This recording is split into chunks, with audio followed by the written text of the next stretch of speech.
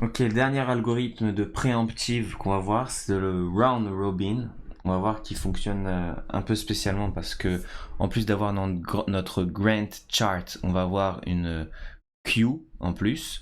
On va voir comment ça se passe. Donc déjà, dans cet algo, on a ce qu'on appelle le time quantum. Donc là, en l'occurrence, c'est égal à 3 dans cet exemple, mais il n'est pas forcément égal à 3. Et on remarque que notre grant chart, elle est divisée. Tous les trois, on a une espèce de saut de 3 unités de temps à chaque fois.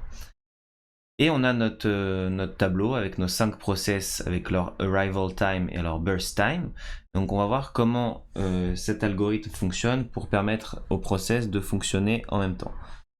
Donc à temps 0, on a le process numéro 1 qui est lancé. Il a un burst time de 5. Donc qu'est-ce qui se passe? Il va fonctionner pendant 3 unités de temps. Pourquoi? Parce que le time quantum, il est égal à 3. Du coup, à t égale 3, on va checker Mahamatsav. Ok, donc là, il a lancé le process P1 de 0 à 3. Son burst time, il en a brûlé 3, donc il en reste 2. Et on voit, et on va voir qu'est-ce qui se passe, qu'est-ce qu'on fait maintenant qu'on a fait nos 3 premières unités de temps. Alors, c'est simple, il va rajouter dans la request queue P2, P3. Pourquoi? Parce que pendant les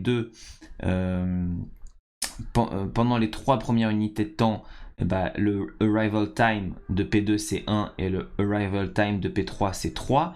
Du coup, pendant qu'on lançait P1, les 3 premières unités de temps, il y a P2 et P3 qui se sont lancés, qui se sont mis en attente. Donc on a rajouté dans la queue P2, P3. Mais comme il nous reste 2 unités de temps, 2 burst time pardon, dans P1, on doit le rajouter aussi dans la queue. Ok, c'est comme ça que la queue se remplit. Et maintenant on dit qu'est-ce qu'on fait? Est-ce qu'on continue P1 ou est-ce qu'on passe à autre chose? Alors là on va lancer P2. Pourquoi on va lancer P2? Parce que c'est lui qui est dans la queue directement. C'est lui qui est en haut de la queue. Donc on lance P2, il a 3 burst time à faire. Donc on a assez. Team Quantum, il est de 3 unités. Donc de 3 à 6, on rentre P2, on vire les 3 unités de temps. Et du coup on peut jarter P2 parce qu'on a brûlé ces 3 unités de temps. Ok, c'est burst time de 3. Et du coup, on n'a pas besoin de rajouter quelque chose à la queue. Pourquoi? Parce que P2, on en a fini avec. Et du coup, maintenant, on voit ce qu'il y a dans la queue, c'est P3. Donc P3, il a 6 unités de temps. On va le lancer jusqu'au la prochaine Tahana, on va dire, du Time Quantum. Donc on va faire de 6 à 9. Ah oui, et entre-temps, avant de lancer P3, à la 5e et la 6e unité de temps, on voit qu'on a P4 et P5 qui se sont mis en attente. Du coup, on les rajoute dans la queue time, dans la queue.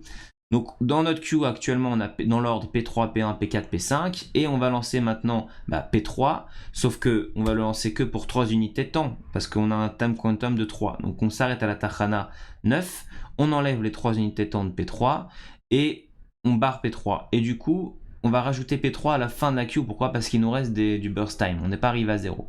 Et on continue, on a P1, P1 il lui reste combien? Il lui reste 2 burst time, super, on va pouvoir terminer avant la Tahana du quantum. Donc de 9 à 11, on brûle les 2 dernières unités de temps de P1. Il nous reste une unité de temps, on va utiliser celle qui est dans la queue. La queue c'est P4. Parfait, il nous reste une unité de temps, on va pouvoir terminer P4 avant la Tahana du time quantum. Donc de 11 à 12, on a P4 et on vire P4. Il nous reste P5, P3. On va run P5, P5 il a 4 unités de temps, donc on va s'arrêter à 15. Il va lui rester une unité de temps. Ensuite, qu'est-ce qu'on fait? On passe à P3 et on rajoute P5 parce qu'on l'a pas terminé.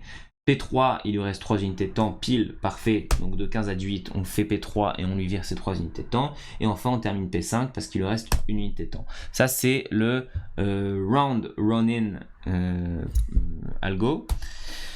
Et enfin, on va voir juste comment fonctionne depuis 2017 Linux. Il utilise le Completely Fair Scheduling. Donc, au lieu d'utiliser des queues, il utilise des red-black trees.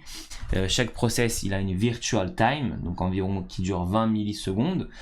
Tous les process ont exactement le same CPU, ont exactement le même time CPU. La priorité est calculée en fonction d'un coefficient du time alloué. Et le prochain process, c'est celui qui a le minimum de virtual time.